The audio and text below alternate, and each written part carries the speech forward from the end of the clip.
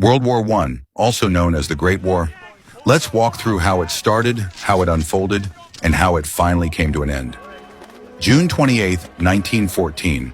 In Sarajevo, the heir to the Austro-Hungarian throne, Archduke Franz Ferdinand was assassinated by Gavrilo Princip, a young Bosnian Serb nationalist. This single event lit the spark that set Europe ablaze. Within weeks, alliances across Europe pulled the continent into war. The Triple Alliance was a military pact formed in 1882 between Italy, Germany, and Austria-Hungary. The Triple Entente is diplomatic understanding between Britain, France, and Russia. July 28, 1914. Austria-Hungary declared war on Serbia. Russia mobilized to defend Serbia. Germany declared war on Russia on August 1st.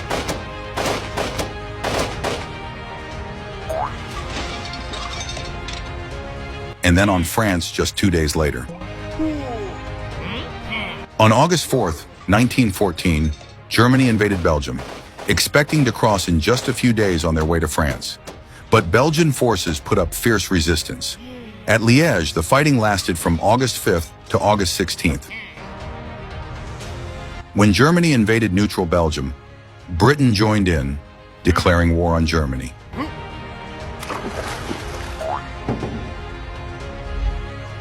By August 1914, Europe was at war.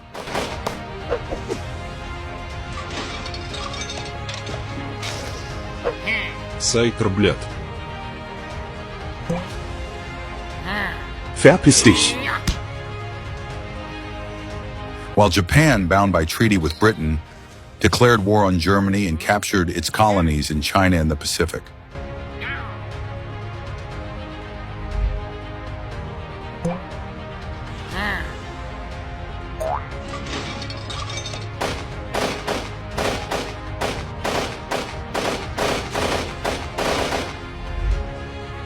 September 1914, Germany's advance was stopped at the First Battle of the Marne. After invading through Belgium, German forces were only 30 miles from Paris.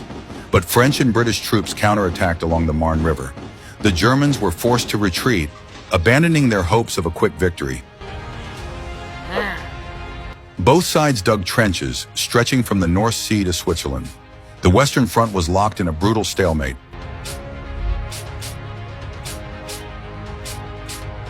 Tanks and aircraft appeared for the first time. Machine guns turned battlefields into slaughterhouses. In 1916, the world saw two of the bloodiest battles in history. Verdun, which lasted 10 months and cost hundreds of thousands of lives, and the Somme, where over 1 million men were killed or wounded for just a few miles of ground. World War I spread to Africa, where the European colonial powers clashed. Britain, France, Belgium, and South Africa launched campaigns against German colonies. By 1916, most were captured, like German Southwest Africa and Togoland. Australia, still part of the British Empire, sent thousands of soldiers overseas.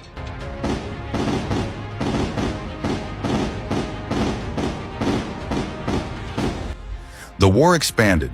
The Ottoman Empire entered on the side of the Central Powers. Although officially neutral at first, it had secretly aligned with Germany. The turning point came when Ottoman warships, crewed partly by Germans, bombarded Russian ports in the Black Sea. In response, Russia declared war on the Ottomans on November 2, 1914, and soon after, Britain and France followed. By joining the Central Powers, the Ottoman Empire opened new fronts in the Middle East, the Caucasus, and the Dardanelles, shaping the global scope of the war.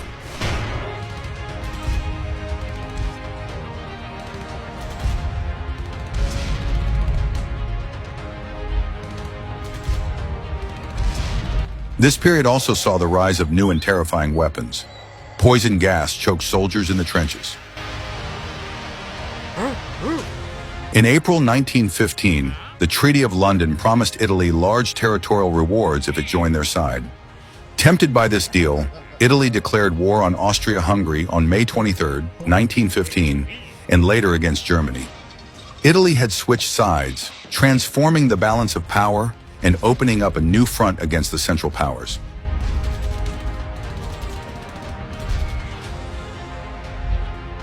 In October 1915, Bulgaria entered the war on the side of Germany and Austria-Hungary. Bulgaria's goal was revenge. After losing land to Serbia in the Balkan Wars, it saw World War I as a chance to win it back. With Bulgaria's entry, the Central Powers launched a joint offensive against Serbia, crushing it and securing a direct land route from Germany to the Ottoman Empire. Meanwhile, Germany made a fateful decision. It resumed unrestricted submarine warfare, sinking neutral ships and angering the United States. In August 1916, Romania joined the Entente allies, hoping to gain Transylvania from Austria-Hungary. But Germany, Austria-Hungary, Bulgaria, and the Ottoman Empire counterattacked. By the end of the year, Romania was crushed. Its capital, Bucharest, fell in December 1916.